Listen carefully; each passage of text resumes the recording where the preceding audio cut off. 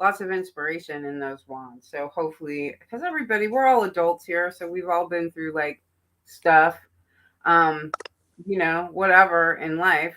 Most of the time, every once in a while, I'll meet somebody who's like in their 50s and like they're like, nothing ever really happened. Like my grandma's still alive. I'm like, what? Yeah, I can't really, I cannot identify with those people. No, I know most people that's really not true. By the time they get out of their like teenage years, like something has happened. Somebody died in a car accident, there was a suicide, there was a near death, there was something. Well, usually when you have your Saturn returns and stuff, that's when something big will typically happen, which I find the more traumatic stuff happens in your 40s. Like Mm, your first one might not be so bad, but then, like, because your first one's like late 20s, early 30s, but could hey, be, Cuckoo Mama. yeah, it's all usually in your 40s is when you get a bigger Saturn, something Yeah. lesson. That's tough. So those people in their 50s, I feel bad when the next one comes around because they'll probably get it a lot. I know it's like, well, it's coming. No, you're right about that. My 40s was harder for sure. So, but so yeah, I'll talk about my near death experience first as we get going here. So mine was in 1980, I guess. December of 1980. So I was 8 years old and I had an appendix that ruptured. I'd been sick for weeks and I was being taken to the hospital. This wasn't parental neglect, but it was just, the healthcare system. Even then, it's worse now, Yeah. and right? And it's just kind of like single mom, like they didn't. That's Friday, squeaking her toy back there. Uh, Saying hi. and she was saying, like, she was like, it's her appendix, it's her appendix. And I think the doctors really didn't like that, right? So they like put it off and kept sending me back home. So like for like 2 weeks. I mean, I was really sick. I've never been through like pain like that. And it was right after Christmas, and I'd gotten a dollhouse for Christmas, and I kept having these dreams about the dollhouse that were just like really, really intense, because I was having these really deep, like sickness dreams or whatever. Yeah. Um, yeah, and that just went on for a couple of weeks. And then my appendix ruptured, and my mother like rushed me to the hospital in her car, and they just didn't want to do the surgery, and they kept saying they were taking an x-ray, which like I guess I don't understand x-rays that well, but my own understanding of x-rays is I'm like, would you see an appendix on an x-ray anyway? But what, I don't know, I'm not an x-ray tech. So but they Yeah, it's kept the 80s. right, maybe, I don't know, but anyway, they kept saying like, we don't see it, and it's Hmm. just like we, like she doesn't have one or something, they just kept saying they didn't see it, so they couldn't tell if it was the appendix or not. That's what they kept saying. And so my mom kept saying, and like I can remember these things at some point, like we're in this room and I'm very, very sick. One thing I will tell you though is that when your appendix ruptures, like I've been in terrible pain for like 2 weeks, like couldn't stand up straight to walk, right? Like Yeah. terrible pain without, any pain meds. I'm just in pain, them saying I had the flu. But when my appendix ruptured, Yeah. it was total euphoria. And that's how my mom knew that my appendix had ruptured, because I walked in her Hmm. bedroom and I said, I am fine now. And she's like, oh my God, get I in the don't car. mean to laugh, but I can imagine the look on her face when you're like, I'm feeling good. Yeah, right.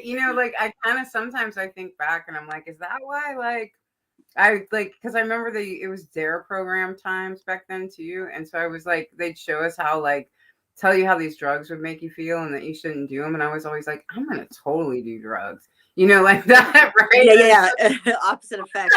I was like, oh, I'm gonna do that as soon as I can. So like sometimes I just sort of wonder if that experience with my appendix rupturing, it was like it was euphoria. I was like, if drugs will take me back there, anyway, plus they gave me morphine afterwards. Anyway, the whole thing is, so I can remember my mom saying, it's her appendix. You need to have her like appendix taken out. And how the Mm-hmm. doctors talked to her was horrible. And they were like, ma'am, we don't do exploratory surgery on children. And at some point, they were like, ma'am, are you trying to kill her? And I'm like, oh my God, like how do you talk to a mother with a very sick child in that way? It's just horrible, right? Yeah.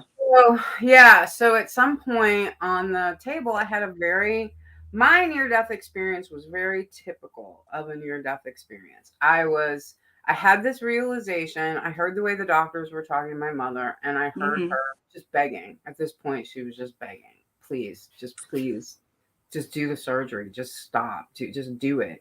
She's begging. And I'm hearing all of this. And I realize that I'm dying. I just get it. Like I'm dying. That's what's Isn't happening. that so? That consciousness is so weird. It's so weird. And then for me, I was filled with just like this overwhelming guilt. I mean, in my life, I've never felt guilt the way that I felt guilt then. Just for dying, for leaving my mother, for just not living my Mm-hmm. life, Mm-hmm. just like what I just guilt, outrageous guilt. Honestly, I've done some bad things in my lifetime, and like I have not felt guilt like I felt on that table, right? Yeah. And then I had the thing where in my mind's eye, I could see myself laying there. I can still see the nightgown that I was wearing, right? Yeah. And all of them leaning over me and my mother in the corner. Like I had that experience. And then I had the experience of being taken up into this gray. It was just gray. Mm. Everything was totally gray. And up, it just felt like up. I'm using the word up because I think partially that's just part of our like It's like it's in your our perception consciousness. almost. Yeah. Yeah. And it's in our consciousness too that you kind of, hopefully you go up when you die. So in a way that's just kind of a story. But also I think I'm saying up because the pain left and like Mm. and like the weight of my body. I no longer had the weight of my body on me, right? So it felt like up, right? The thing is that as soon as that happened, all of that guilt went away and everything, it was fine. I didn't know what was coming next, but it was fine. And Mm-hmm. and I wouldn't say like anything talked to me. It wasn't like that. It was just this knowledge that everything was right. Everything was exactly as it was supposed to be. If my mother was okay, the life I wasn't going to lead was fine. It was exactly as it should be, right? And all of that guilt went away and I let go, Jill. I let go of this place, Wow. I get right? chills just hearing about this. Wow. Right? So, but where the story, obviously I made it. At least I think I Yeah. did. Unless this is all my Another version. yeah, right. But what's funny is I was a little kid in the 80s and my favorite television show at the time was The Incredible Hawk with Lou Mm-hmm. Ferrigno, right? Remember that show? Yep. And so an episode, and back then, like your TV show, man, it went off in the summer, it came back in the fall, and like Mm-hmm. you had to catch it on the right day, right time, right, Yeah. Yeah. to be there, right? And so I was waiting. It was weeks. They were building up to the special. I think it was a 2-part special where Lou Ferrigno was going to appear as himself. And so he was gonna like not Mm-hmm. have his makeup on and he was going to appear as a weightlifter, which is what he is, I guess. And anyway, I couldn't wait for that because I loved Lou Ferrigno because he was deaf and he was an actor and like I had dyslexia and like I just put those things together. I was like, see, you can Yeah. still do stuff, just because you have this thing doesn't mean you can't like do stuff. And so like I could not wait until my favorite guy, Lou Ferrigno, as the Incredible Hawk, appeared as himself, right? So I wake up from this surgery. My Mm. mom is there, the nurses are there, and I'm blinking, I'm looking around, and I still think I'm dead. I'm like, yeah, well, this is what it would be like, right? Like I'm Mm-hmm. just having a fantasy about what I know. And I'm just like, but I'm dead and I'm gonna like wake up dead, basically, was kind of my attitude. And my eyes went over and they hit the television in my room was on. And the first thing I saw was Lou Ferrigno without his makeup. And I Oh my knew God. that's how I knew. I was like, okay, prime time, apparently to me as a kid, not in heaven. Like that was not Wow. the other side. So that's what I was like, oh, I made it. Look, there's Lee Ferrigno. So That's that's incredible. And to think you don't know, you have no memory of being brought to the OR, obviously, or any right. whatever your mother finally had to do to get them to finally take care of you, right? Right. Yeah. Wow. And that was, and my stomach was open for 2 weeks because they couldn't close the wound because it had ruptured and like, whatever. I was in the hospital for 2 weeks. So, yeah. Yeah, people don't realize that if you say appendicitis, it's like no big deal with surgery, but if it bursts, that poison is in your system Oh, yeah. all over the place. Your whole And body. you're so now after so when once you were like out of the hospital and like came home, did you feel different or weird or like what the fuck, like I don't belong here anymore type of Yeah. feelings? Yeah. Yes. I mean, there was a lot going on. For one thing, like, both of my parents were in the house, but like I didn't like my father is his whole own story. My father never did love me or want me in the first place, and he Mm, was already violent. And whatever happened between them, before I got home, had changed the household. So I really went back to a place that was already dark, and it was darker than it had been before I left, right? So I wow. already was like, whoa, this is like that shifted, right? And so, like, and my mother was an atheist, kind of a quasi atheist in a Yeah, way, yeah. because like she would talk about auras and stuff. Like, she clearly had a belief system, but she was very anti religion. So she considered herself an atheist. And I wasn't anymore, right? I had that Right. experience. Yeah, and so I came and nobody to talk to about that. I'm kind of glad there wasn't anybody because I would be like, I always tell people, I'm like, if somebody would have been there to be like, that was Jesus, like I would be out passing like chick tracks. You know what I Yeah, mean? we Like, would have been having a totally different conversation, Michelle. We would have been bringing you back, you know, um, come back to right? us. Yeah, There is right. a higher something, but come back. Yeah, exactly. I would have joined a cult or started one for sure.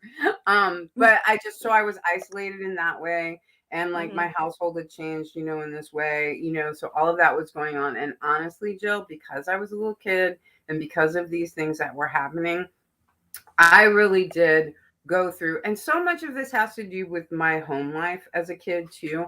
But I pretty much thought that I didn't really make it. And until I was Mm. probably about 12 years old. And so I can remember like trying to like stare at a point on the wall, seeing if I could make it split open because I just thought I was dead. And Yeah. I just couldn't like get to the land of the dead. Like I was failing at death in some way. Yeah, it's almost like you felt like you're probably stuck in the in between trying Yeah. to, and that I can imagine how confusing and scary that was being so young, not knowing a lot, and you didn't have anyone to even help you, even if they Right. couldn't talk, like no one to even just keep kind of get you grounded back here, right? I guess Yeah. it's a dream. Yeah. You do feel like a dream. It does feel like a dream world for a long time Right. afterwards. That's for sure. Yeah. Keith says there's lots of cool metaphor in that because they say the appendix used to be used to digest bone in early human. That is very interesting. Yeah, because Yeah. they don't know why we have an appendix still, because it's useless. It's Right. pretty much doesn't do anything but get infected, right? And almost kill Right. it.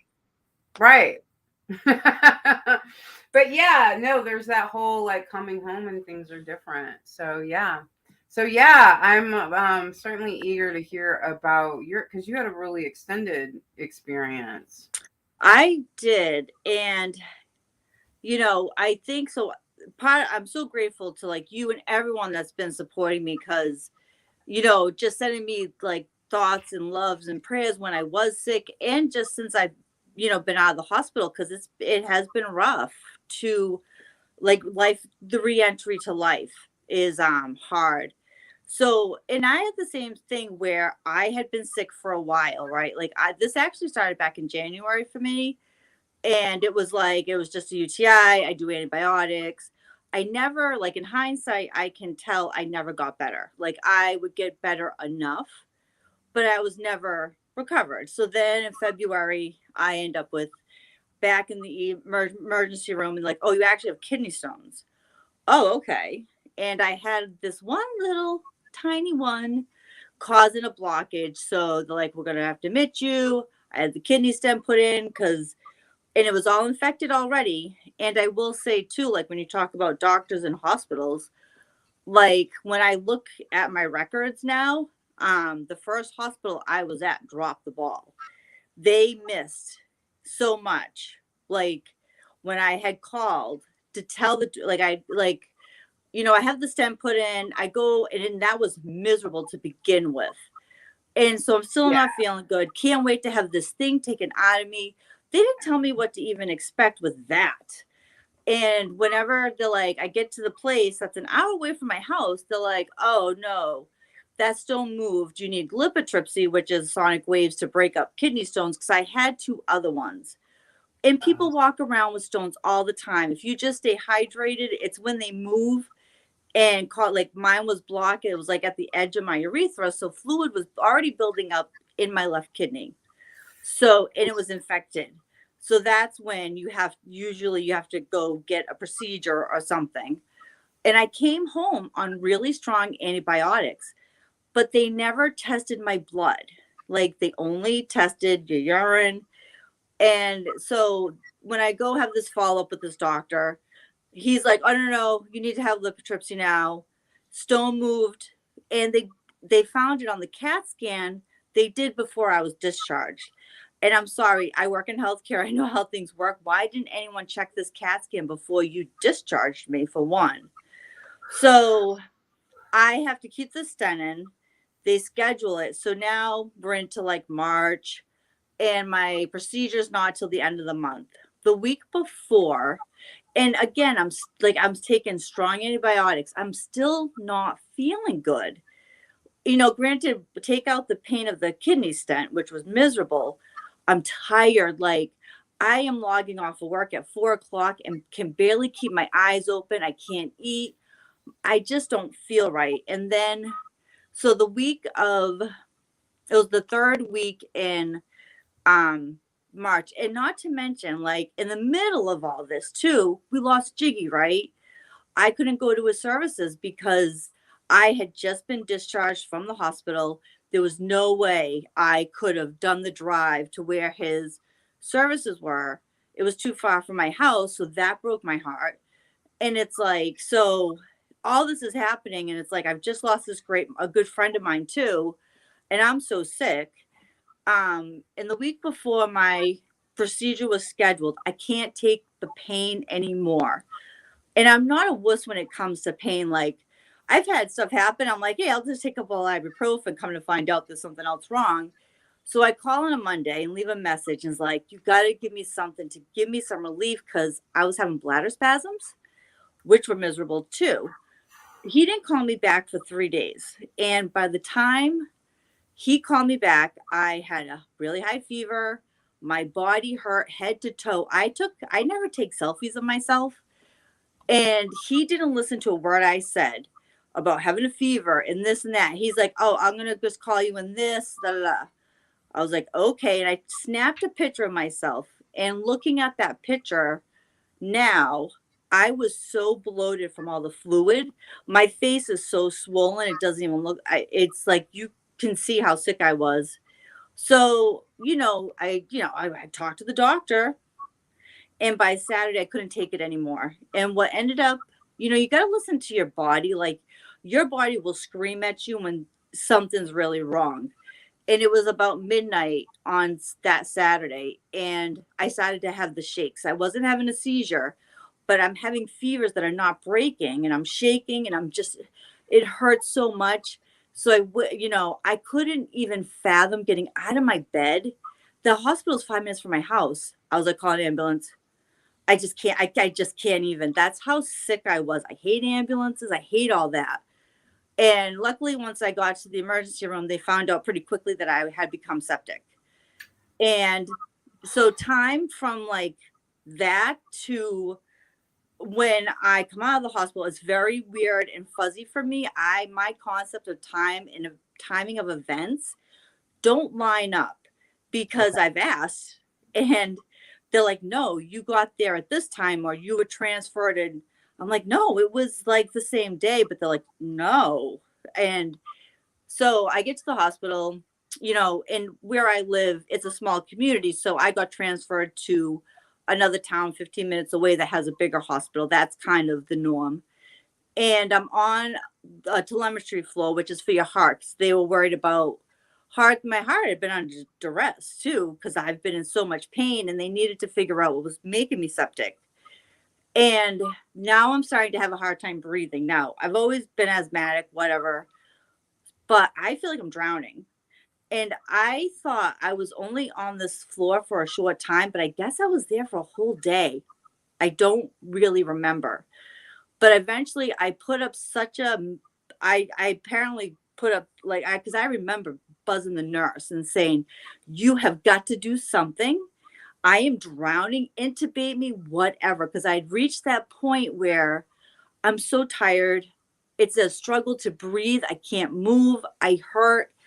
And then I just remember getting brought to have a CAT scan done. And then I got put into the ICU. Um, and like what's happening in the You real knew you world. were going to ICU? Like you were I like, didn't I didn't So I remember going to get the CAT scan, and I only remember because they were starting to give me diuretics to, because I was so filled with fluid. I just remember, I don't even think I could get into the CAT scan thing. I think they had to lift me because I couldn't even move. But I just remember, I didn't know, I don't think I knew I was going to the ICU until they were wheeling me there after the CAT scan, because they thought it was a blood clot at first. So they okay. thought it, because You they were didn't. conscious of I going at was, some point. You I knew, like, do remember going to the ICU because I'll be honest, not to be too mad, I had to pee so bad because they're yeah, giving me diuretics and just shot me up would die. I'm like, I gotta pee.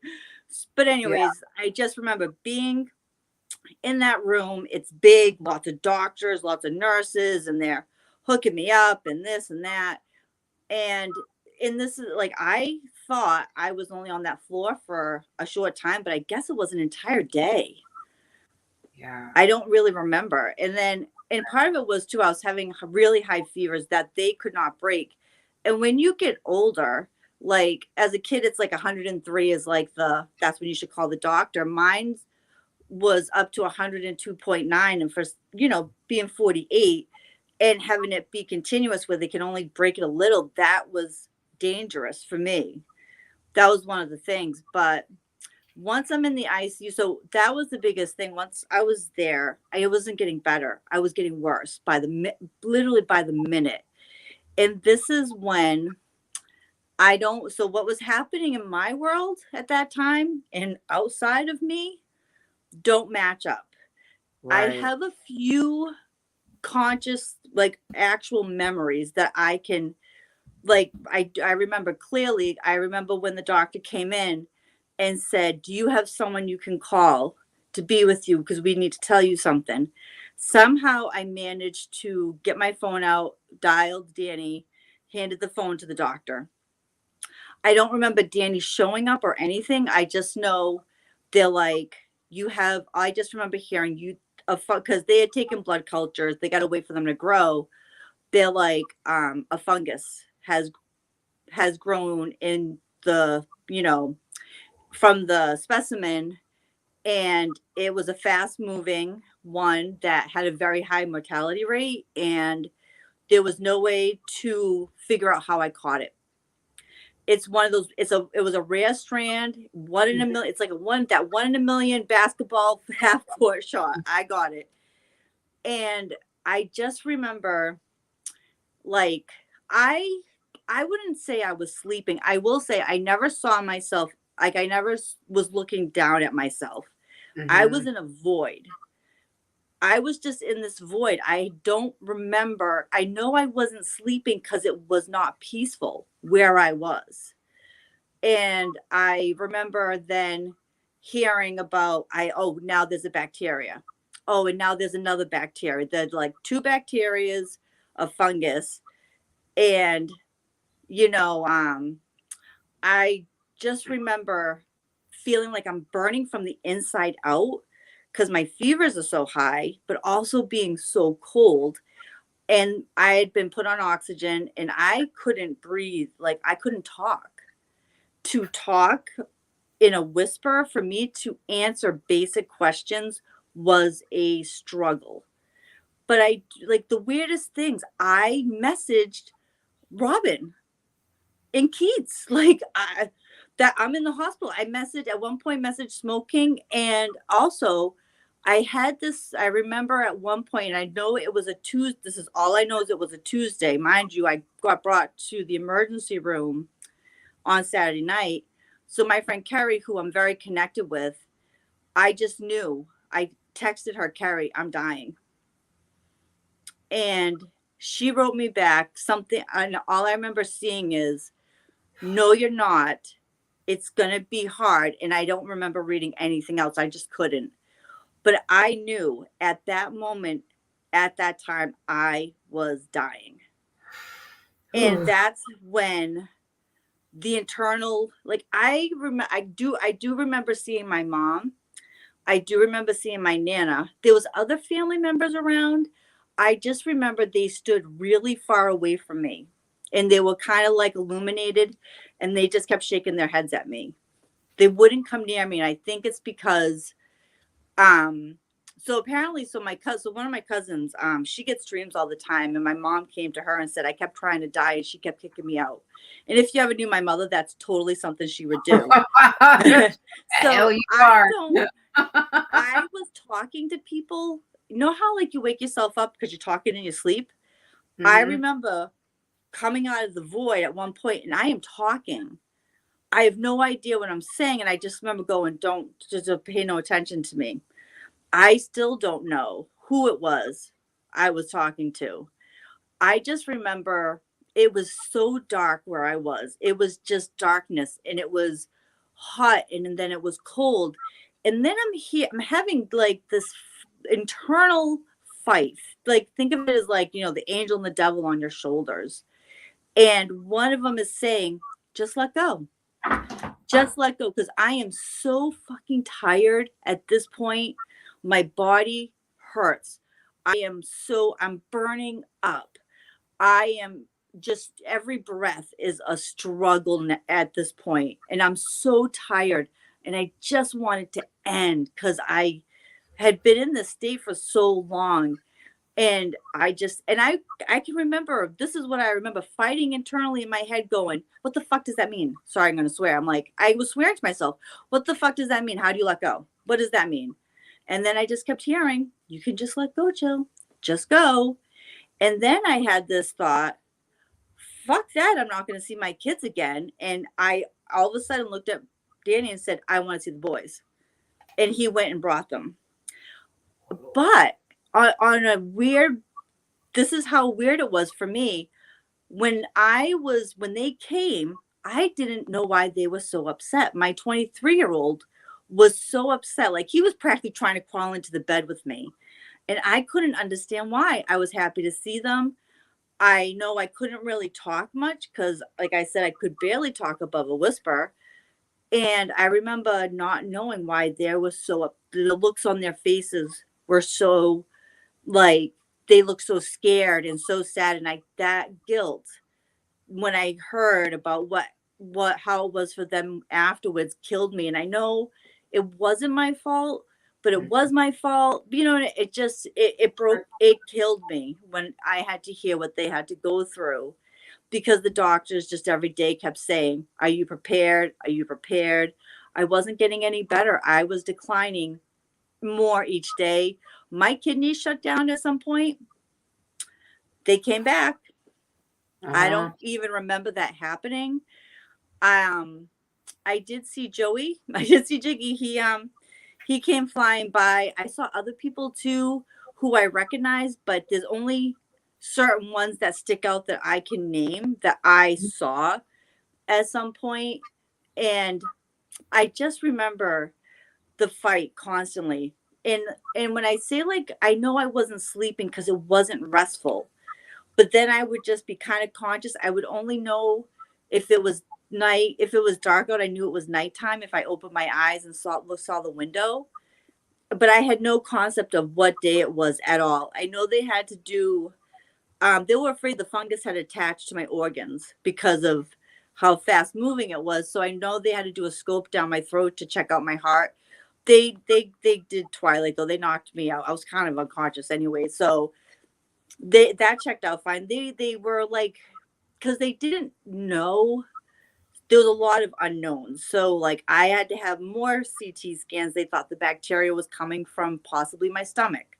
Did I have an obstruction or something? And at the end of the day, it was the kidney stent had become dislodged and that was causing the bacteria, but they'll never know about the with the with the fungus. My left kidney was so inflamed and infected, I guess, and it just fluid, and it was just a mess. It's, I mean, granted, knock on wood, it's okay. Like I came out of there okay.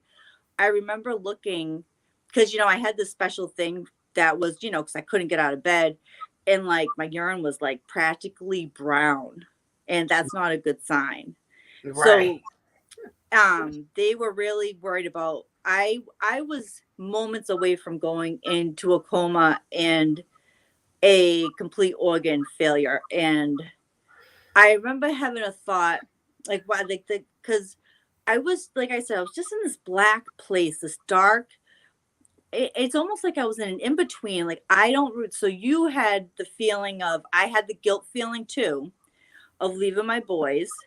And I remember at one point being like, fuck this, you're only 47. Like, like I'll joke how, oh my God, I'm 47, but I'm like, you have so much more living to do. Like, Mm-hmm. fuck that, you're going now. But then the other voice would come in Mm-hmm. and say something. Um, so I never got to that like happy, like, I'm floating, I feel light. I never got to that place, but I know I was always on the cusp, if that makes sense. Like, and I just remember hearing like the voice saying, "You're stronger than this. You can fight this." And then say, "No, I can't. I'm tired. I'm done. Maybe I'm just done." Like I could feel like myself giving up at times. And this is a strange part of my story too. So once, like I said, like I have no idea like what was going on for me. What felt like, one thing I found interesting is, how when you don't feel good, you curl up in a ball. So I thought I was laying in that bed on my left side, curled up with a blanket, and come to find out I wasn't. They had me sitting up, obviously, because I'm having a hard time breathing and I was on oxygen. But I guess I kept trying to turn, but I was so weak I couldn't. All I could get was like this far. But in my head, I was curled up in the fetal position. That's how I felt, but I wasn't laying like that. And I guess Emotionally, you were laying like that though. Like you were comforting exactly. yourself, like emotionally, spiritually. Yeah. Wow. It When I heard that, I was like, I said, it felt so real. Mm-hmm. So right before I turned the corner, like, I always had, nurses, because you're in IC, you get really, nobody leaves you alone. So when I remember it was nighttime, and this guy comes in and introduces himself as my night nurse. I don't remember his name. I just remember telling someone he was cute as a button, because he was, and he was wearing Still they had flirting to be, on yeah, deathbed. he was, yeah, that's the takeaway. He was cute as a button, but they were double masked, and because a lot of the nurses, the straps from the masks were, digging into their ears, so they wear bandanas with buttons, and they hook them. So he had one of those on. Out of anyone I talked to, I had this conversation with this nurse, and I don't remember his name, and I could talk, like not loud, but for this short exchange between us, it was like effortless. I remember asking him, because he's like, I'm your night nurse, blah, blah, blah. And he's, checking whatever he needs to check. And I'm like, so do you like being a nurse? Have you always been a nurse? And he tells me how he was in the armed forces, and that he was discharged, then he goes to say it should have been honorable, but no, doesn't matter. He's like, I was, in the armed forces. I was gone. He said, so when I came out, I went to nursing school and I've been a nurse for 3 years. And I'm like, do you like taking care of patients? And I'm having this conversation with him. And he then, at the end of it, he looks at me dead in the eyes and he gets close, but not like in my personal space close, and says, do you know when you're sick, 90% of it's in your head and you just got to change the way you think. And he just touched me lightly right here. Ooh, I have chills. And I was like, I just remember going, nodding at him. I never saw him again. I remember, he was done doing whatever he was doing. I remember just seeing him at the nurses station. I never saw him again. My nurses, they came in constantly. And that's when I turned the corner, was after I saw him. That's And amazing. I swear, and not to be all like in my head's tingling like crazy, not to be all like totally like woo woo crazy, but I really feel like, because I wasn't getting the message, because I'm at like day 5 now, right? And Yeah, I think I was at the point of I wasn't going to last much longer. I really right. wasn't, because Your like I said, body was giving out. Your body really was giving out. they couldn't break the fever. That was one of the biggest things, was not breaking my fever. Your body can't survive that long. You know, in that state. And after I saw him, I also had my mentor for all this type of work. I had tons of people sending me healing energy. And, one of my friends, I don't know if anyone's familiar with Laura Cabot. She's like a famous Salem witch here. Oh And yeah. yeah, the Cabots are huge. And Mhm. they were sending me energy. And my friend, Deb, she actually did this thing, like a Reiki thing on me, where and she's like, it's in like an egg pod. She's like, funny enough, but it's almost shamanic. And she said she was pulling fluid out of me that she was coughing up. So all these chains of events, I then turned the corner, believe it or not. The fever finally broke. And I swear to God, like, that person was sent to me for a reason, because I wasn't getting the message clearly, whatever they were trying to tell me, because I kept trying to let go. I kept trying to figure it out in my head. What does this mean, let go? Like, what does that mean? How do I let go? Like, what am I letting go of? Because I'm that person. Like, I need instructions. And this has been frustrating for me in recovery, where it's like, I'm a Sagittarius with a Capricorn rising. I need detailed, like, spec this on day 2. I need it like laid out for me, just like a recipe. Mhm. So I did turn the corner, and then I just remember all of a sudden, so I was finally stable enough where they could go in and take out the stent, and unfortunately put a new one in. I was so sad. I remember the urologist, who I know him just from local. He's been around for a while. He's one of the best in the areas, and he's like, I don't know why they waited so long to call me. I'm like, I don't either. But unfortunately, they did put another stent in. I was not thrilled with that. But then I got put into a regular room. I was Okay. out of ICU. So you were And in ICU for 5 days, 6 days? 5 to 6 days I was in the ICU. It's a long time to be in there. But I was only in the hospital 10 days. They were planning on me being there for a month, because they had like plan A, plan B, plan C. You know, I can't say the doctors did not give me great care. And I know it's their job to prepare families for the worst, right? But Danny was just getting to the point of like, I get it. She might not make it. I get it. I'm just trying to be here for the kids. He was sending updates like on Facebook to family members, my coworkers, like, Mhm. Yeah. he was the point person, right? So he had to tell everybody what was going on with me. Um, and so my infectious disease doctor, though, they are a special breed, and they are so great at their jobs, because he was the only one that never gave up hope. The other ones had me dead. I'll be honest, they had me dead and buried. Like, I was not supposed to leave. He just said, yep, this is true. It is high chance of her not making it. It's this. We're going to stay the course, though. I mean, I had so many bags hanging. I had 3 IV ports. I mean, I didn't, they were drawing blood from in between my knuckles because there was no place else to draw it from. And he's like, no, we're just going to stay the course. And he was the voice of reason and hope and never gave up on me. I'll Amazing. always be grateful for him. And I just remember them bringing me to the OR, and then they put me in a regular room, and I was like, oh, okay. And so now Wait, that I'm you a went to little, the OR and they did what? they tried to, so whenever you have a kidney stent in, you have to go all the way under because of where they're going. It's such a sensitive area. They can't risk you moving. Got it.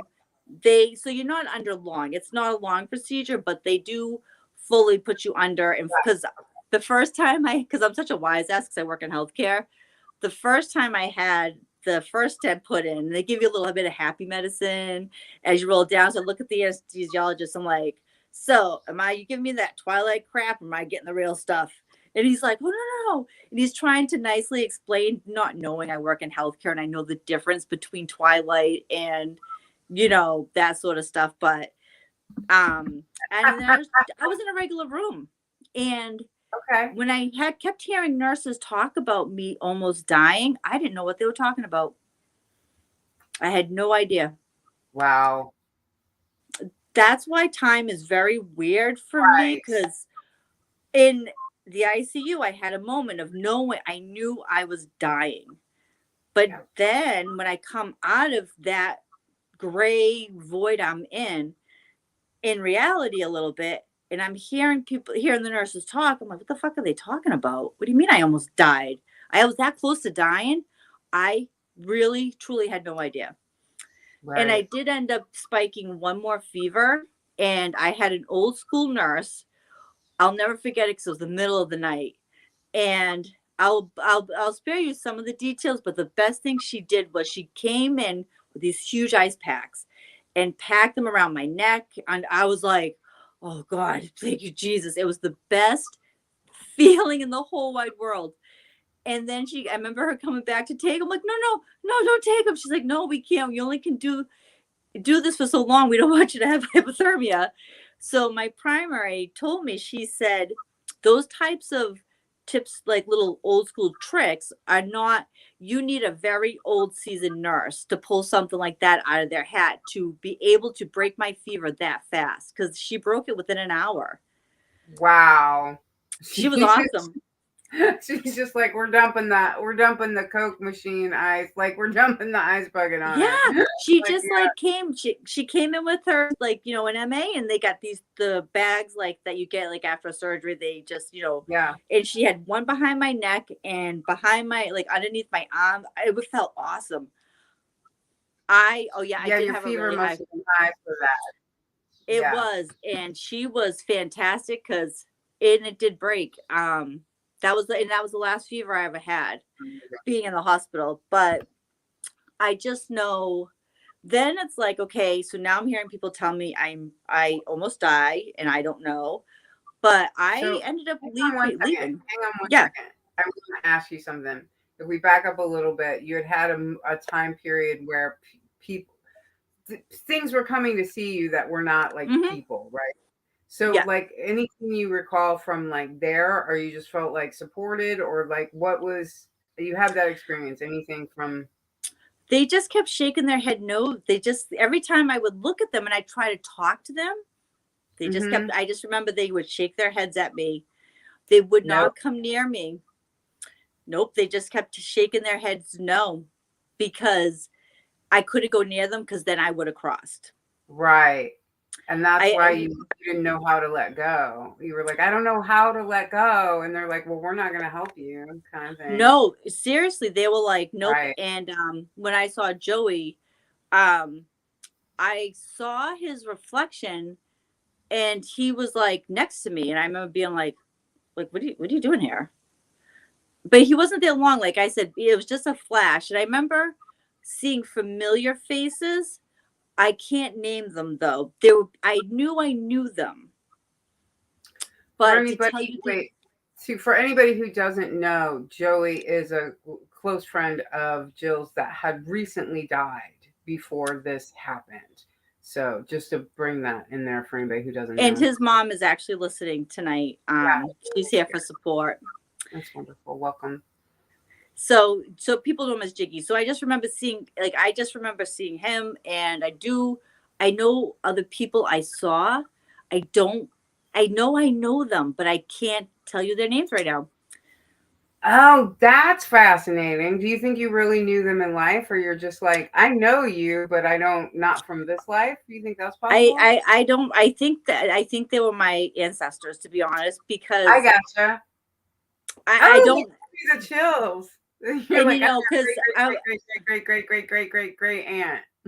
yeah, like, You're not coming with. because I do have close friends that have died. I've lost friends over the years. I don't remember seeing any of them. I just remember seeing people, but I knew them. Like, in my heart, I knew them. They weren't I scary. get They it. felt familiar to me, but I could not. I can't tell you their names. And I that time I caught myself talking. I think I was saying the name Chad. I don't know of any relatives of mine named Chad. I graduated with a Chad, but that's about it. So it was really interesting that yeah, Donya, it was crazy. I wasn't surprised though that let's face it, it's Joey. How could he not, like, I always truly believe your loved ones are around, and they were there that day. I mean, I do remember, like, when I could see them, because I would then get drawn away from them and I'd be in the dark again. And when I was in the dark is when I would be fighting with myself. Then I would Mhm. see them again.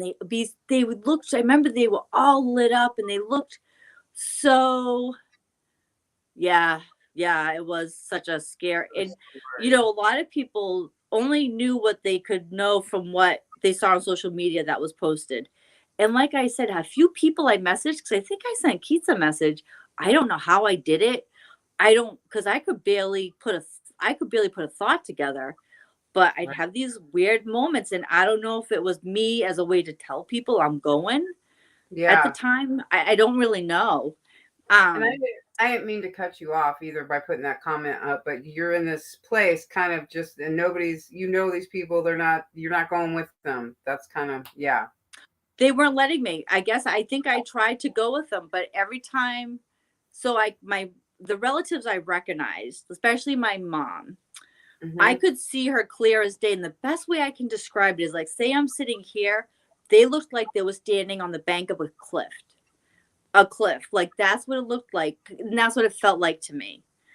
And they were just, it looked so wonderful where they were, but they wouldn't, I can remember trying to get to them and they just kept going. They wouldn't Nope. even talk to me. They just shook their heads at me. They just kept shaking their heads.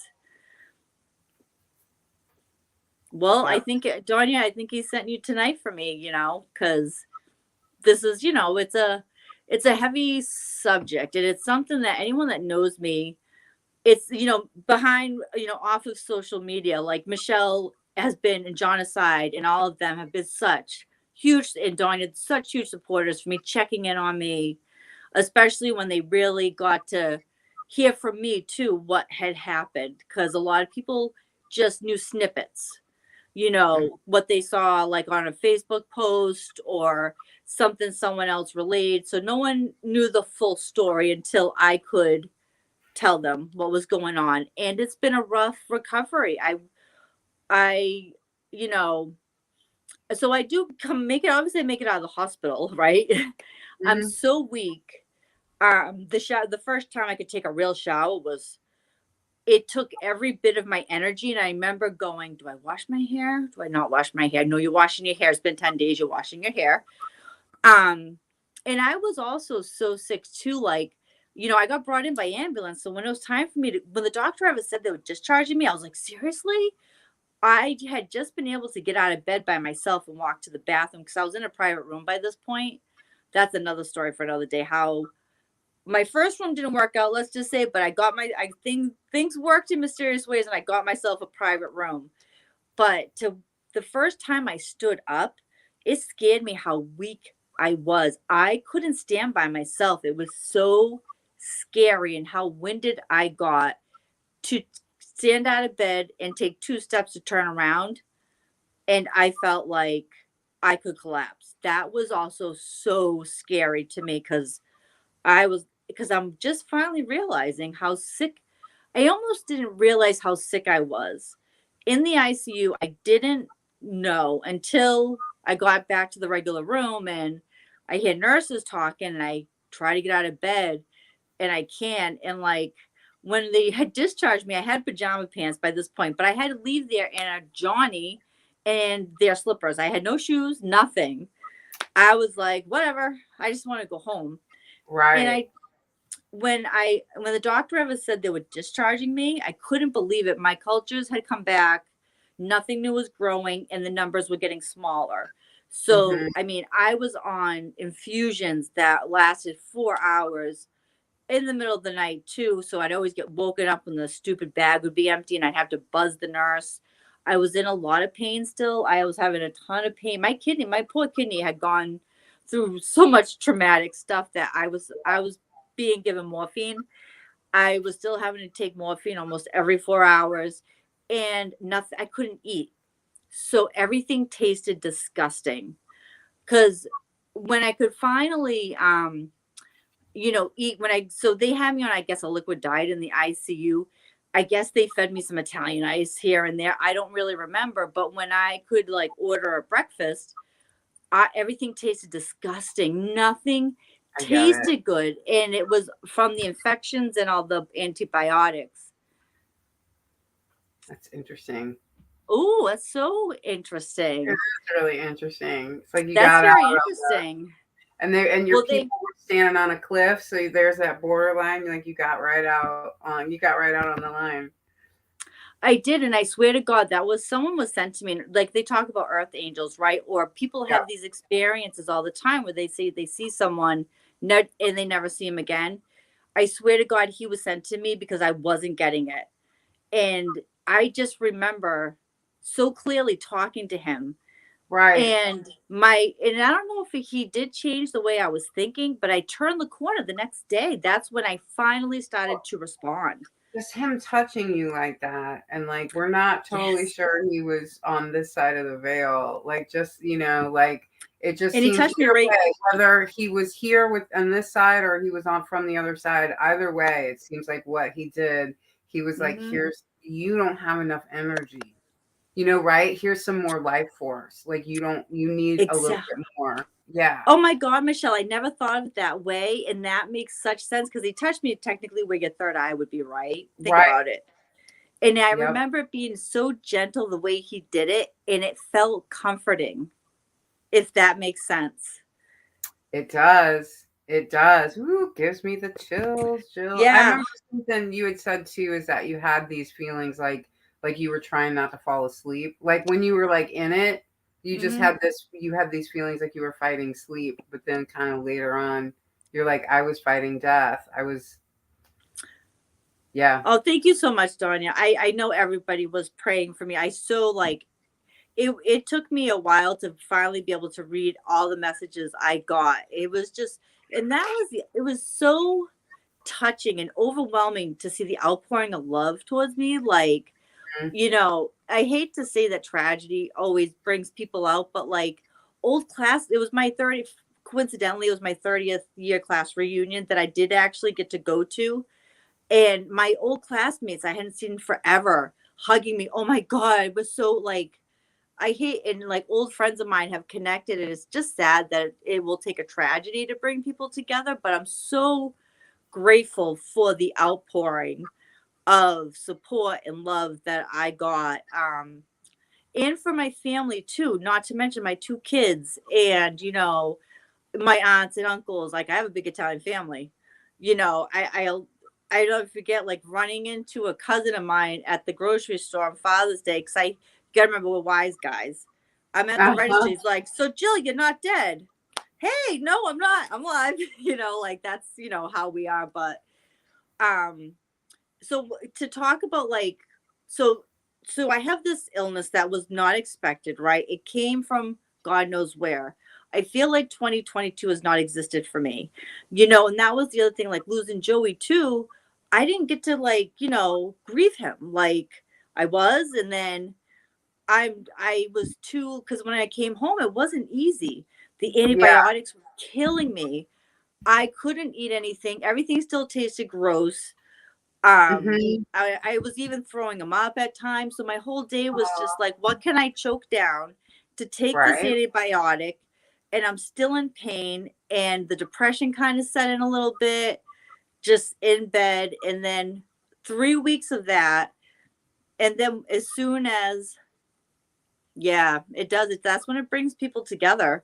Does. And And we still after, get to hear it. Some people, it's at their funerals and they don't get to hear I it. You have to know, I am so like, and that was something like, you know, when I came, like when I was kind of coming, because even when I came home, I am still kind of out of it. Like I can remember driving home and the world looked, because then like in the afternoon, right? The world looked so bright and illuminated. And funny enough, um, so Jiggy had, you know, he had a near death experience. I think he had more than one actually. But we had been talking about that once, and some of the things he told me, I remembered, and it was helpful that he had talked about his experiences, and there was someone else because I remember him telling me he had to wear sunglasses in the beginning because the world seemed so bright, and it was so true.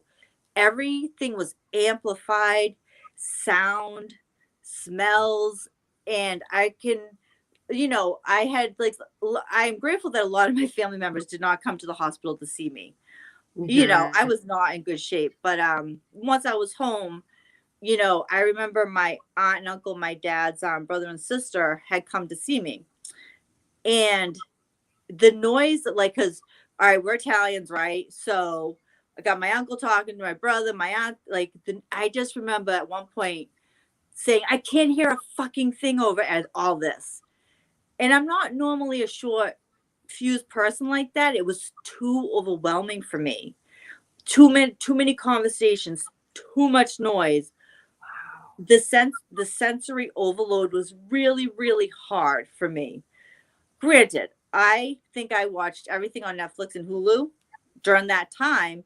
I didn't watch a lot of YouTube though. I found it hard to watch YouTube. Like for some reason it brought me back to a painful place, not for any particular reason though. It's very weird.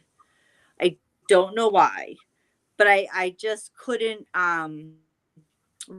really watch anything. I binge watched. I was watching Melrose Place. I was getting desperate, bringing me back to the 90s. Whoa. But Yeah, I was going to say.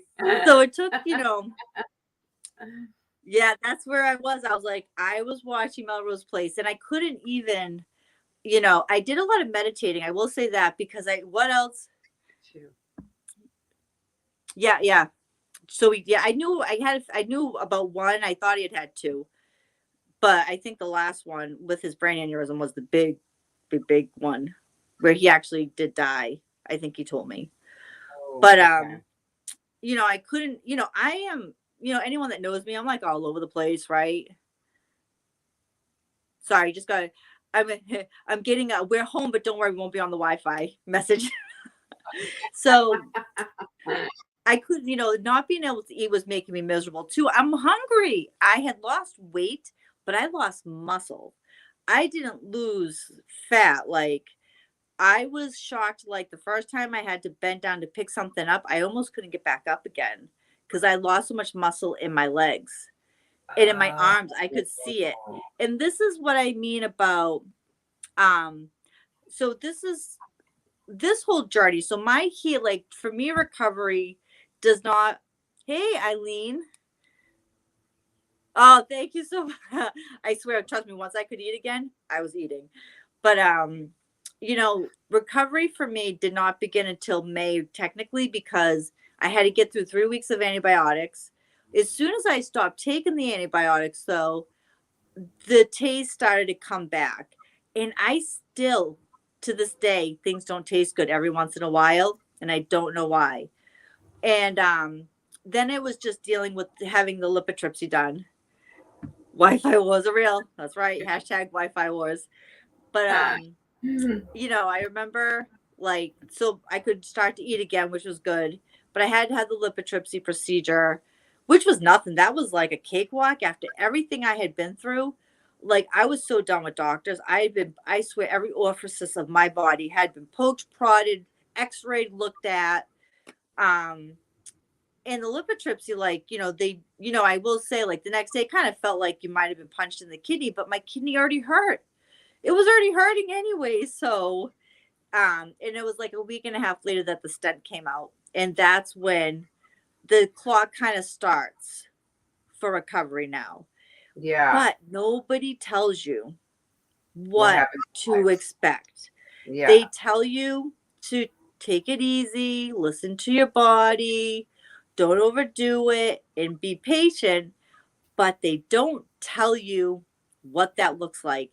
I was a pretty active, like busy, meaning like, I got 2 kids, I have a job, I work from home, but I did a lot. And now I really can't. And even today, I can't do anything. So, one thing, my skin was so dry. These are the things they don't tell you. After my first shower, the skin was peeling off my hands and my feet for like a week. I was like, my face was so, so dry too.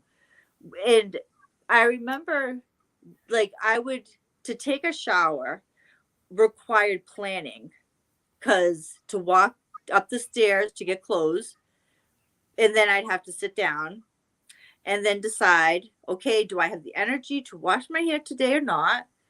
And like, I had to go to doctor's appointments. I couldn't drive. So if I had to go to a doctor's appointment, I had to methodically plan out how, because I could not just, yeah, it is different for everyone. But the things I'm experiencing, I just wish, like I said, I need a 101. I need someone to write down it's almost like what to expect when you're expecting, what you can expect, even if it's not everything, right?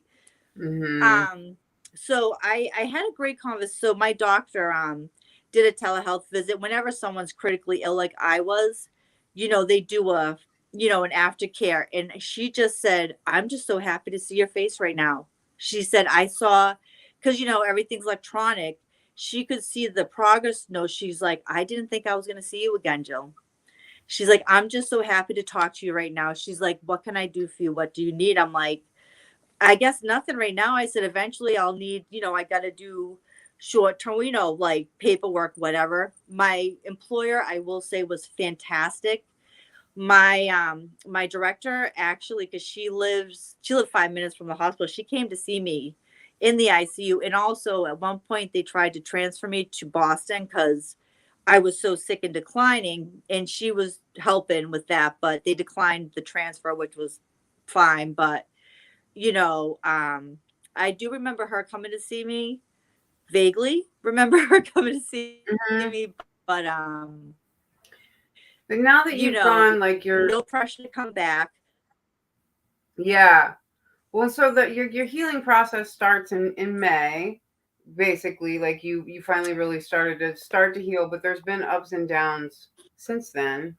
And I Oh know my that God. you go through just the trauma of the whole experience itself So the is the first part, like the depression. So when I finally was ready to hear what was happening, and having to hear about, you know, um, what it was like to tell my kids, having them, some people having to tell my kids, and what those poor boys went through breaks my heart.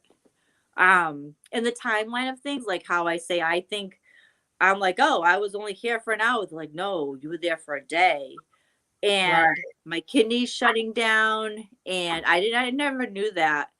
And filling in the blanks of, like, trying to turn over, and how weak I was, like I could barely lift my hand to hold my son's hand, and how cold my hand felt. They said my hands were like ice. Oh, So that was like, the first part was hearing the outside view and then reading all the messages. That it was a lot of information to take in. And I was still really tired. And I remember I was having, you know how like if you have like a toothache, but it's not a toothache and you just know it's there? I could feel my kidney. It didn't hurt. I just felt it. And I remember saying, like, is this gonna be a thing for me the rest of my life? And they were so kind. They're like, think of it as a sprained ankle. You know, you gotta, it went through trauma, it has to heal. They're like, one of these days, you're gonna realize you don't feel it. I was like, Hmm. okay. And they were right. But I do still, if I overdo it, I feel it. So, you know, the whole eating thing was frustrating. Energy, like how hard it was to still walk up and down the stairs.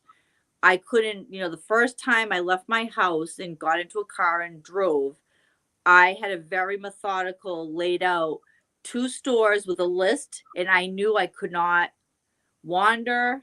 It was go here, this is what you need. And I planned it just right. So when I came home, I crashed and I was done for the day. Yeah. That was hard. Then, Right. and I remember like, you know, like I said, I meditated a lot during this time because I couldn't do much. I was just laying around. So why not meditate, right? And Hmm.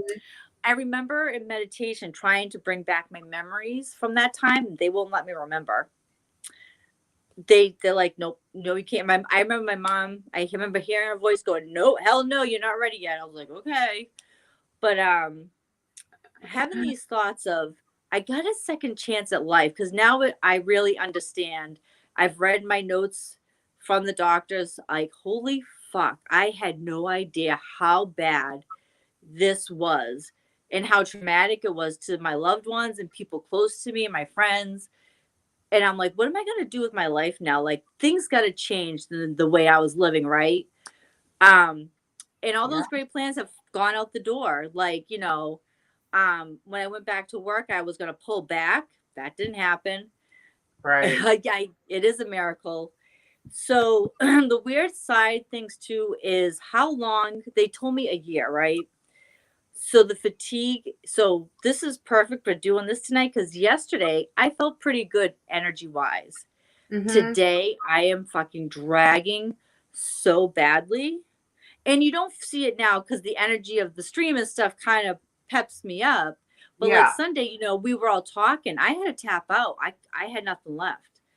Right. Um, so just recently too, my hair is now falling out, and yeah, it's you know, I had to come to terms with that. Like, and so I started to have a lot of social anxiety too. I could not be around a lot of people.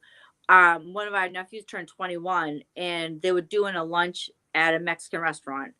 And I'm like, I already knew, I'm like, the music's going to be loud and this.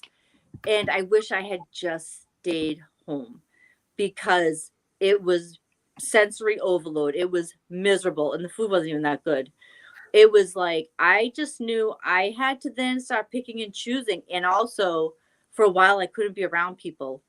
For one thing, I it was hard to because everyone and I don't want to sound ungrateful, but if I went to the girl, oh, how you doing? How you doing? It's like, can I just not have to ask, like, tell anyone? Because if you want to know the Yeah. truth, I'm not doing good.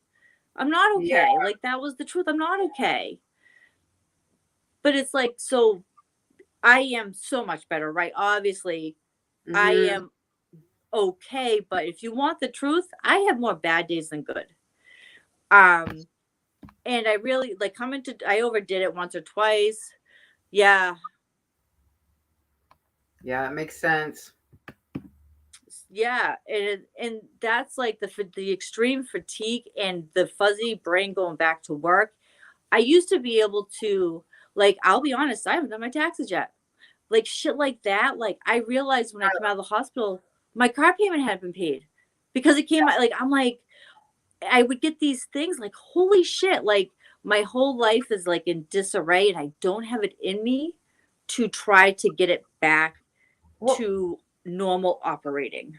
and there's something about things like that too. I mean, I was a kid when I had my NDE, but I'm also like a Hurricane Katrina survivor. And so like I can remember when my bills started coming again after Katrina, I just Mhm. laughed. I was like, "Are you who cares?" You know, so there Oh, was I'm just like, stuff where it was like, I'm not feeling, I mean, are you crazy? Who cares? Like, I can't, it was like oh, another world.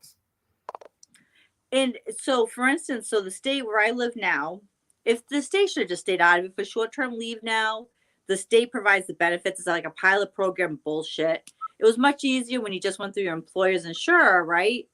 Yeah. Um, and they rejected, so I had to go to my doctor again with the paperwork. She fills it out with you. She said, however long you want to stay out. Even my director, I had said I was worried about max and benefits. She's like, you'll go on long term. Don't worry about it. But Mm, I uploaded. Oh, yeah. I've been making the shift on you. I have accepted that this is now my new normal. But they reject Mass Health. The state rejected it twice and denied my claim. I don't even care anymore at this point. And it is money I'm leaving on the table, but I'm like, I don't have it in me to re-upload. And that's something that normal. It's like I can't be bothered. It's over now. Whatever. Goodbye. Like those sort of things. And just the way my body reacts. So my blood pressure's been up and down. And I went to the doctors when my hair started falling out and the extreme fatigue. I did go to Mhm. the doctors and she did my blood work and everything came back normal. She just said it's very common after your body goes through a stressful traumatic experience for your hair to thin out. Now I'm Italian, I have thick hair. If you could see the amount, and to me that was so, like, I was in tears on Sunday because it took me like a week to put it together that my hair was actually falling out. Um, and this is what blows my mind that I didn't know about. It's been 3, 4 months. I would not expect this to happen now. So it's the unknown. Every day I don't know what I'm going to wake up to. So like on the weekends now, I've been laying low. I did go to my class reunion. I have no regrets. I danced my ass off. I paid for it the next day. I didn't do anything. It was 4th of July weekend, but it was what my soul needed. I needed to have those connections and fun, and it was great to see people. I that my social anxiety was really bad, and in the beginning I remember walking outside a few times, like it was just too much, but then I did okay, but I couldn't be around a lot of people at all. I couldn't even like comment, like I wasn't even joining any live streams. I couldn't even be in the comments. It was too much. Do you, Because I so if didn't. your hair is falling out because of like trauma, just trauma, overall body trauma, psychological trauma, Hmm. spiritual trauma, Yeah, it it's affects your hair follicles. so it's what, oh, it affects your fault, the trauma does. Hmm. Yeah. Okay, so like your body, like you started to get better in May, but you've been like doing all these other things and getting well, getting well, getting well, and it's like some part of you catches up with like, holy shit, we almost died. Yeah. It's like a Wow. reminder. It's like a reminder almost. So, and the fatigue comes and goes. Like yesterday, I felt decent. Today, I went to bed early, like meaning like I was in bed by like 10, 11, slept Hmm. decent, and I'm dead to the world today. No, like work was torture. It's like I don't know what to expect every day when I wake up. Things will still taste funny to me. Right. I'm trying to like, my son's going to be going back to school. Like I ordered all the school supplies. Yeah. So, yep, my memory was really bad. I put things in my calendar to remind me, and I don't know what I was thinking when I did that. It took a lot for stuff to come back to me. When I first came home, I know I was repeating myself a few times, um, or having to be reminded of a conversation that I had no memory of that had occurred between me and somebody. That Hmm. was I, in the beginning, I would say a lot to people, I might have already told you this. Yeah, we know you go to bed. Yes, we know. And actually, it's going to be almost a nighttime ritual soon. My sleep patterns got really screwed up. I was having a hard time sleeping, couldn't sleep, and that, just when, so this is something the women can relate to. It threw off my whole cycle too. Cause I'm Sure. also, cause of my age, I'm in that peri whatever miserable stage, and I don't think anything was going on. But when it did come back, so I guess that Mhm. knocked me out. It Mhm. came back like so bad that knocked me out. I ended up having a really bad migraine 2 weeks ago. For 2 days, I was in bed. I caught like, so the after my class reunion that weekend, I ended up catching a cold.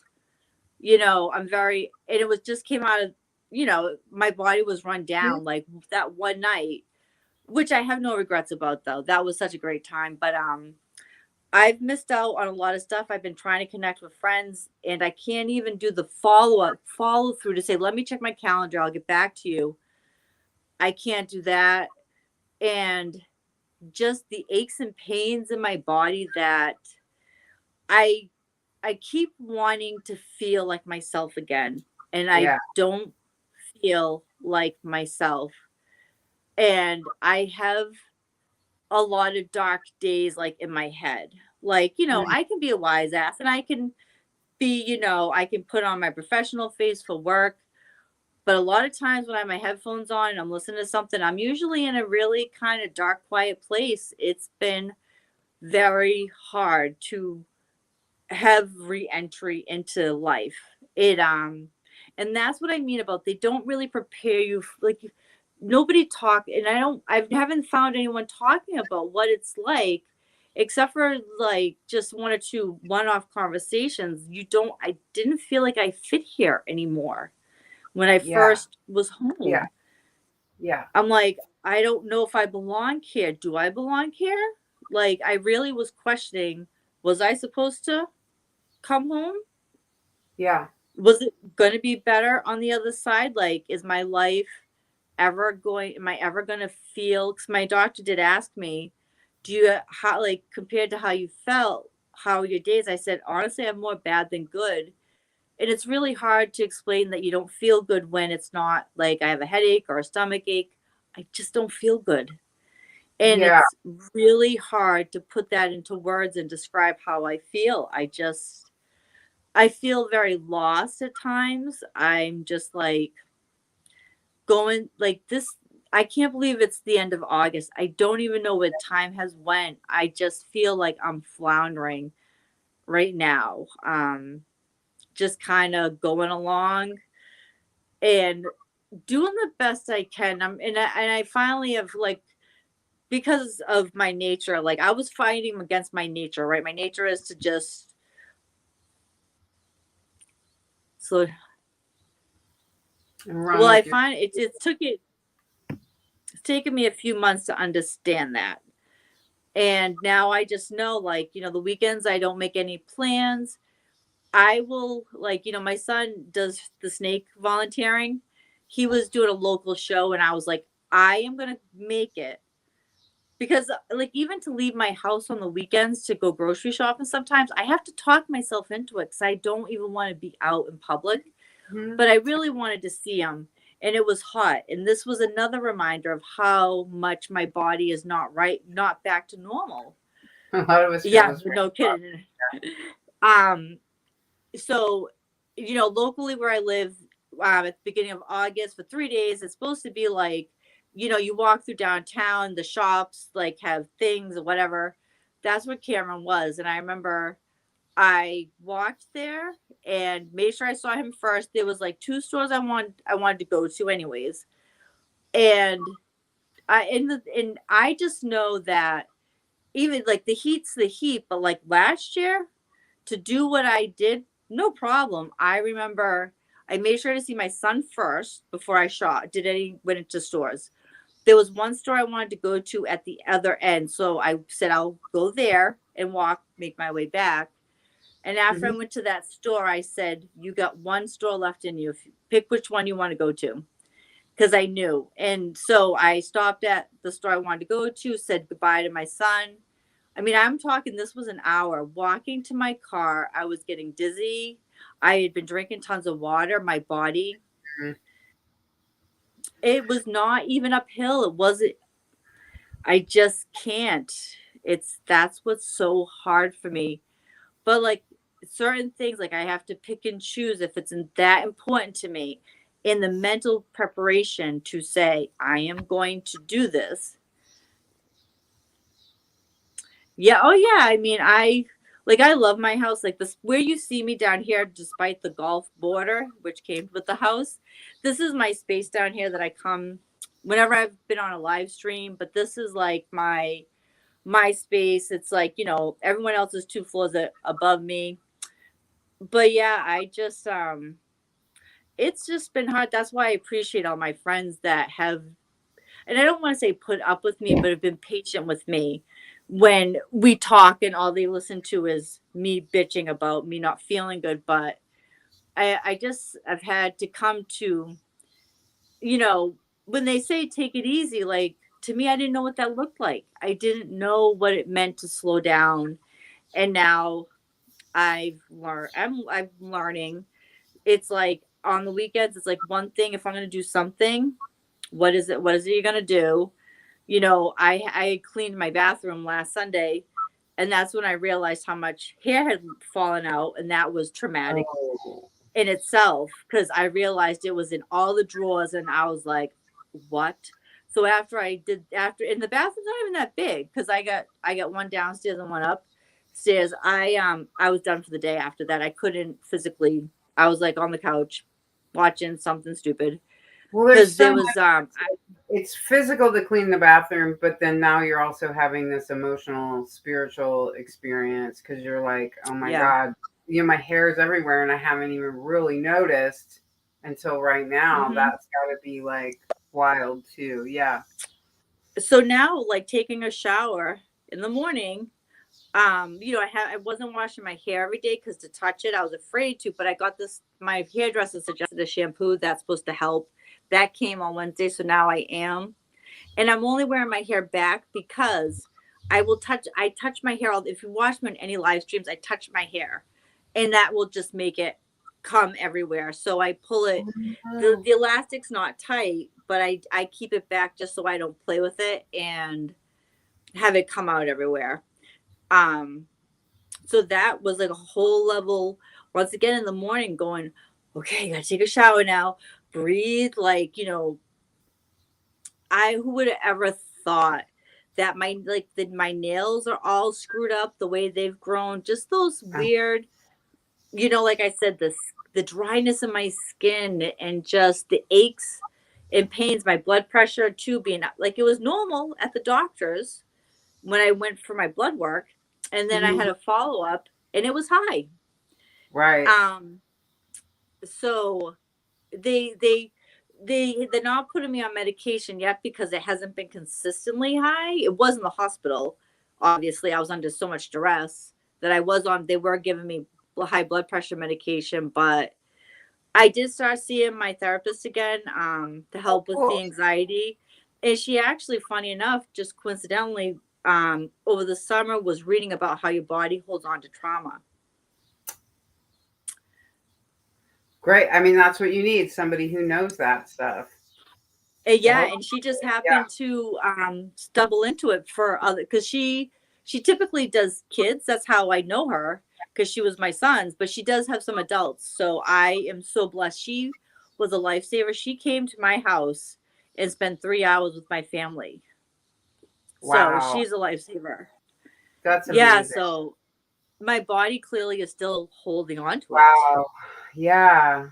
Yeah, Jill, this is like a lot. It's like you're I know, I obviously feel so bad for everyone that's been listening to me blab no, now. this Just no, this is wonderful. A lot of people need to hear this and like I needed to hear a lot of this too. And just like you're still in this integration process, like as your body heals, but you're still integrating the person who had this experience. I mean, like mm-hmm. you'll get back to yourself in some ways, but then I think in other, you're always going to be the person who had this experience. And I just like, I had mine really young, but it's still like, I understand that it like sets you apart. There's just a lot of like bullshit where you're like, why are we doing this? And like, why are you acting like that? Why is this, why are, Mm-hmm. what, why are we doing this? This is really ridiculous. There's just It's there's a patience with I don't know, pettiness and bullshit.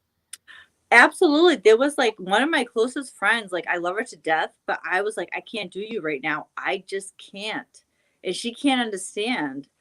I'm like, I don't have it. I can't be that person for you anymore.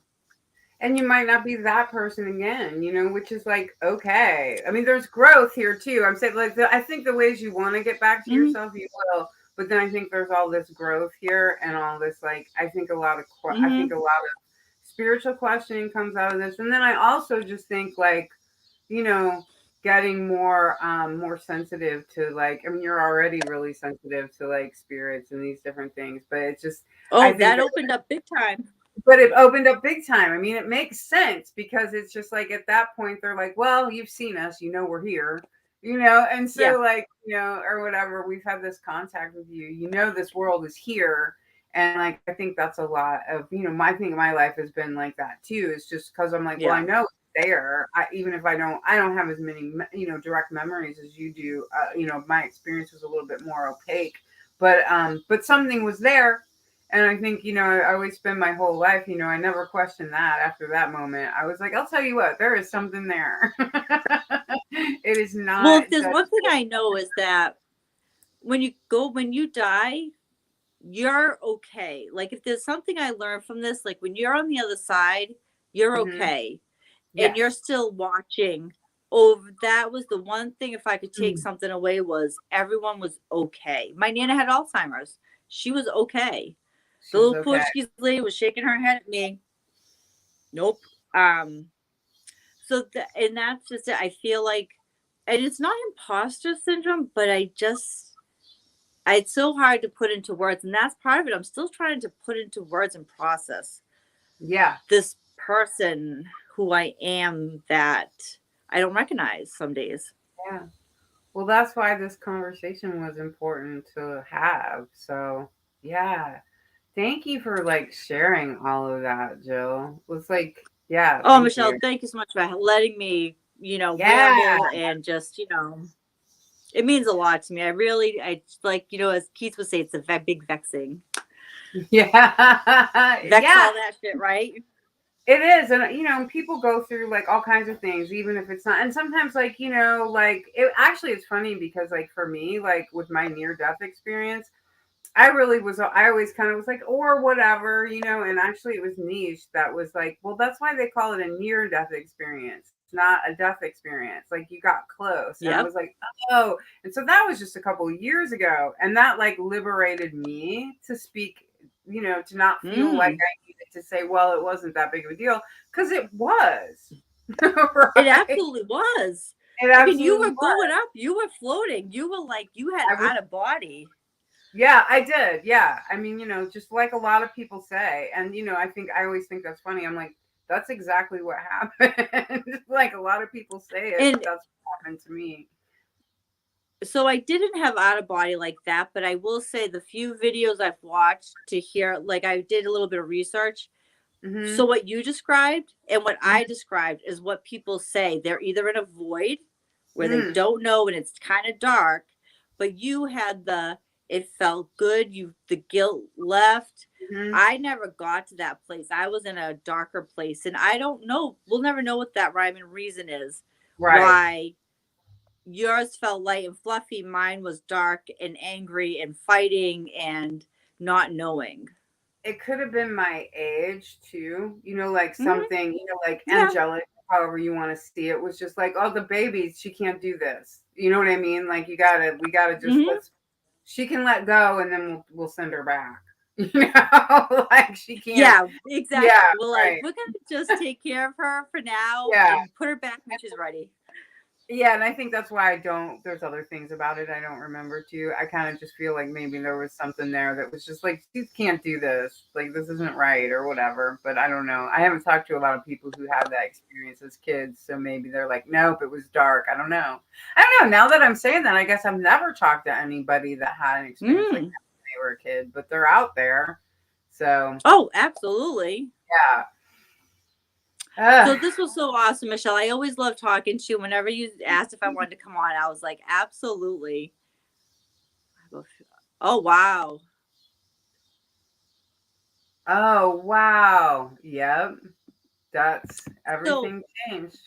believe Yep. it or not, this is, the abbreviated. There's other things I said and other things that happened, but I could talk for hours about every little thing, but these are, I guess, the highlights. Oh, I don't know. They're like, they're back there. They're like, we're gonna need her to do a lot of work on the earth, so she's gonna have to go to school the Yeah, hard way I know. here. I'm surprised your Yeah. mom didn't come see you and or at least to tell you like, you ain't coming here yet, right? You took the advanced course, don't you? Well, look at all the great work she does here. I mean, That's thank what I God mean. she's here. Hmm. Yeah, thank you, Jill, and thank you, No, thank you, everybody. You are so welcome. This was really awesome, and I will be we'll be listening some more because there's like more to come. Like as you go through like the process, which is not over yet. Like for No, no. The next big thing. yeah.